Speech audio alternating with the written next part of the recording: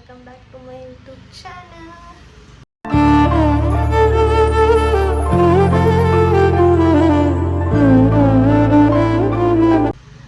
So ನಾನು just ಎದ್ದೀನಿ. Time already 6:30 ಆಗ್ಬಿಟ್ಟದ. ಜಲ್ದಿ ಹೇಳ್ಬೇಕಂತಲೇ ಮಲ್ಕೊಂಡೀನಿ. ರಾತ್ರಿ ಬರೀ ಇದೇ ನೆನೆಸ್ಕೊಂಡು ಮಲ್ಕೊಂಡೀನಿ. ಬೆಳಗ್ಗೆ ಜಲ್ದಿ ಹೇಳ್ಬೇಕು, ಪೂಜೆ ಅದ ಇವತ್ತು ಮಾಡಬೇಕು ಅಂಥೇಳಿ ಮಲ್ಕೊಂಡೀನಿ. ಪೂರ್ತಿ ಕನಸೆಲ್ಲ ಅದೇ ಬಿದ್ದುಬಿಟ್ಟನು ನನಗೆ. ಹೀಗಾಗಿ ಹೇಳೋಕ್ಕೆ ಆಗಲಿಲ್ಲ ನನಗೆ. ನಾ ಆಲ್ರೆಡಿ ಅನ್ಸತ್ತಿದ್ದೆ ಆಲ್ರೆಡಿ ನಾವು ಪೂಜೆ ಮಾಡಿನಲ್ಲ ಅಂತ ಫೀಲ್ ಆದ್ರೆ ಅದಕ್ಕೆ ಜಲ್ದಿ ಹೇಳ್ಬೇಕಂದ್ರೆ ಇಷ್ಟು ಲೇಟ್ ಆಗಿಬಿಡ್ತು. ಸೊ ಇವತ್ತು ಭೀಮನ ಅಮಾವಾಸ್ಯೆ ಅಲ್ಲ. ಫಾರ್ ದ ಫಸ್ಟ್ ಟೈಮ್ ನಾ ಲೈಫ್ನಾಗ ಈ ಪೂಜೆ ಮಾಡಬೇಕು ಅಂತ ಅಂದ್ಕೊಂಡೀನಿ. ಈ ಸಲ ಮದುವೆಯಾಗಿ 5 ವರ್ಷ ಮುಗೀತು. ಬಟ್ ಈ 5 ವರ್ಷ ಒಳಗೆ ನನಗೆ ಯಾವತ್ತೂ ಅನಿಸಿಲ್ಲ. ಯಾಕಂದರೆ ನಮ್ಮ ಉತ್ತರ ಕರ್ನಾಟಕ ಒಳಗೆ ಇದೆಲ್ಲ ಜಾಸ್ತಿ ಮಾಡಲ್ಲ. ಇದು ಏನಿದ್ರೂ ದಕ್ಷಿಣ ಕರ್ನಾಟಕ ಒಳಗೆ ಜಾಸ್ತಿ ಮಾಡ್ತಾರೆ ಇದು ಪೂಜೆ, ನಮ್ಮ ಕಡೆ ಮಾಡಲ್ಲ. ಸೊ ನಾ ಮೊದಲಿಂದ ಯಾರೂ ನಮ್ಮ ಮನ್ಯಾಗ ಮಾಡೂ ಇಲ್ಲ, ನಾ ಎಲ್ಲೂ ನೋಡೂ ಇಲ್ಲ. ಜಸ್ಟ್ ಫೋನ್ನಾಗ ವೀಡಿಯೋಸ್ ಅದು ನೋಡ್ತಿದ್ವಿ ಅಷ್ಟೇ. ಬೆಂಗಳೂರು ಸೈಡ್ ಆ ಕಡೆ ಮಾಡ್ತಿದ್ರು. ಸೊ ನನಗೆ ಫಸ್ಟ್ ಟೈಮ್ ನನಗೆ ಮಾಡಬೇಕು ಅಂತ ಅನ್ನಿಸ್ತು. ಯಾಕಪ್ಪ ಅಂತಂದ್ರೆ ಹೋದ ವರ್ಷ ಅಂದ್ರೆ 2024ನಾಗ ನಮ್ಮ ಲೈಫ್ನಾಗ ಭಾಳ ಚೇಂಜಸ್ ಆದವು. ಒಂದು ಟೈಮ್ನಾಗ ನಾ ಹಾಸ್ಪಿಟಲೈಸ್ ಆದೆ. ಆವಾಗ ನಾನು ಎಕ್ಸ್ಪೆಕ್ಟ್ನೂ ಮಾಡಿರಲಿಲ್ಲ ನಮ್ಮ ಮನೆಯವ್ರು ಹೀಗೆಲ್ಲ ನನಗೆ ಕೇರ್ ಮಾಡ್ಬೋದು ಅಂತ. ನನಗೆ ಹೆಂಗೆ ನೋಡ್ಕೊಂಡಾರಂದ್ರೆ ಹಾಸ್ಪಿಟಲ್ನಾಗ ನಂಗೆ ಯಾರೂ ನೆನಪು ಬಂದಿಲ್ಲ, ಆ ಥರ ನೋಡ್ಕೊಂಡಾರ.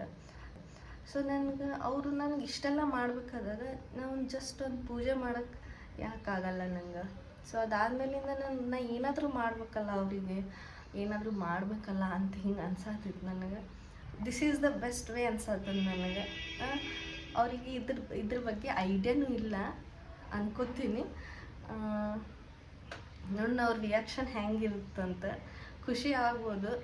ಸೊ ಇದು 5 ವರ್ಷ ಒಳಗೆ ನಂಗೆ ಯಾವತ್ತೂ ಈ ರೀತಿ ಪೂಜೆ ಮಾಡಬೇಕು ಅಂತ ಯಾವತ್ತೂ ಅನಿಸಿಲ್ಲ. ಬಟ್ ಈ ಸಲ ನಂಗೆ ಮಾಡಬೇಕು ಅಂತ ಅನಿಸಿತ್ತು. ಯಾಕಪ್ಪ ಅಂತಂದ್ರೆ ನಾ ಹಾಸ್ಪಿಟಲೈಸ್ ಆದಾಗ ನಮ್ಮ ಮನೆಯವ್ರು ಎಷ್ಟು ಚಂದ ನೋಡ್ಕೊಂಡಾರ ಅಂದ್ರೆ ಅದು ಹೇಳೋಕ್ಕಾಗಲ್ಲ ನಿಮ್ಗೆ. ಅದೊಂದು ಫೇಸ್ ನಮ್ಮ ಲೈಫ್ನಾಗ ಭಾಳ ಡಿಸ್ಟರ್ಬಿಂಗ್ ಇತ್ತು ಅಂತಲೇ ಹೇಳ್ಬೋದು. ಆಲ್ಮೋಸ್ಟ್ 18 ದಿನ ನಾನು ಹಾಸ್ಪಿಟಲೈಸ್ ಆಗಿದ್ದೆ. ಆವಾಗ ನಮ್ಮ ಮನೆಯವ್ರು ಇದ್ರು ನನ್ನ ಜೊತೆ. ಸೊ ಹೆಂಗೆ ನಂಗೆ ಕೇರ್ ಮಾಡ್ಯಾರ ಅಂತಂದ್ರೆ ಅಲ್ಲಿ ಸೊಲ್ಲಾಪುರ್ನಾಗ ಅಡ್ಮಿಟ್ ಇದ್ದೆ.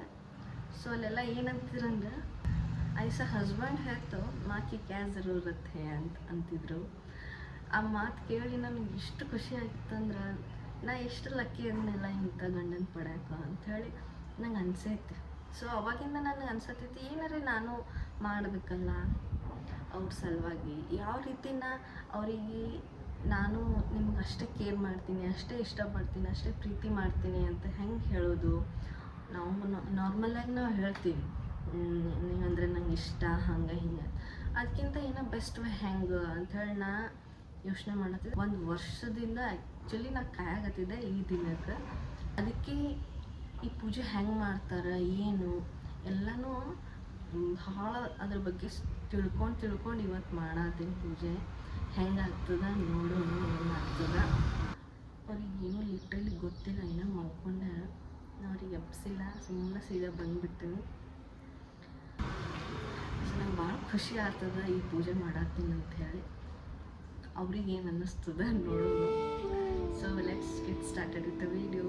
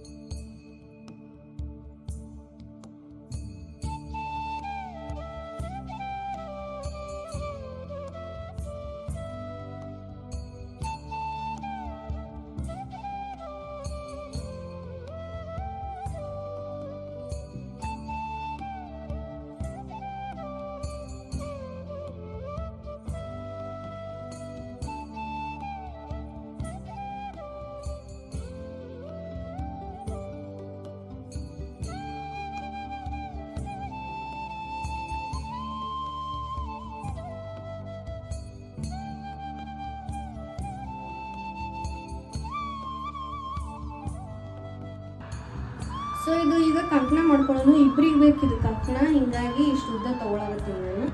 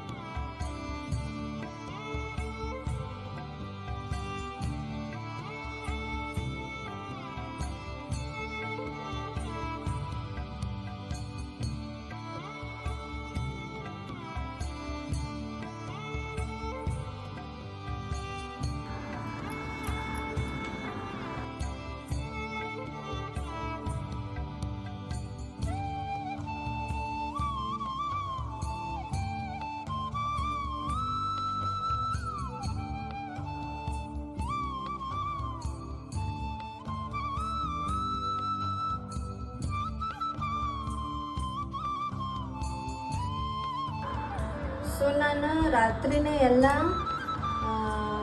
ದೇವ್ರ ಸಾಮಾನೆಲ್ಲ ತೊಳೆದಿಟ್ಟಿದ್ದೆ, ಇಲ್ಲ ಆರತಿ ಸೆಟ್ ಎಲ್ಲ ತೊಳೆದಿಟ್ಟಿದ್ದೆ, ಯಾಕಂದ್ರೆ ಬೆಳಗ್ಗೆ ಗಡಬಡ ಆಗಲ್ಲ ಅಂತೇಳಿ. ಸೊ ರೆಡಿ ಆಯ್ತು. ಈಗ ಟೈಮ್ ಎಷ್ಟು ಆಯ್ತು ರೀ?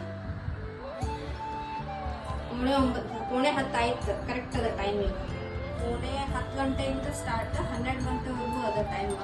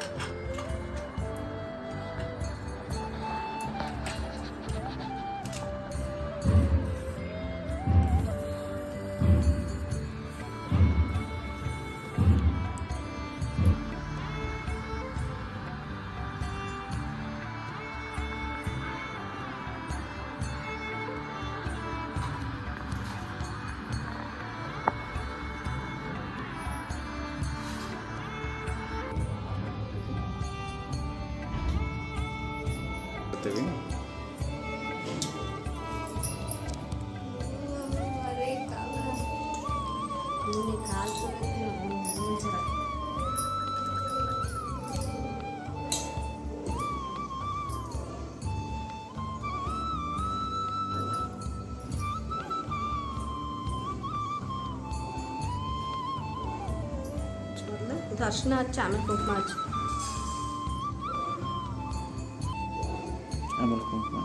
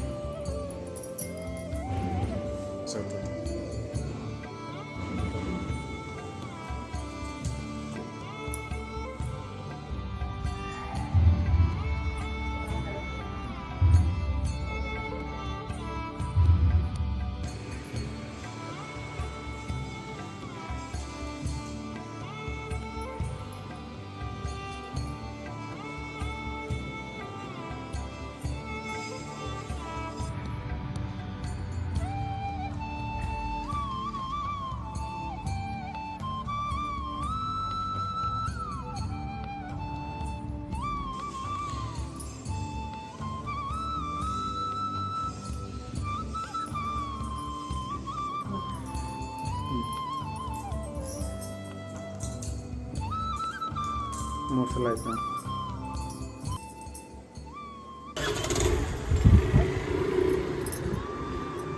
ಸೊ ಫೈನಲಿ ಪೂಜೆ ಆಯಿತು. ಭಾಳ ಗಡ್ಬಡ ಆಯಿತು ಅಂತ ಅನ್ನಿಸ್ತದ, ಯಾಕಂದ್ರೆ ಫಸ್ಟ್ ಟೈಮಲ್ಲ.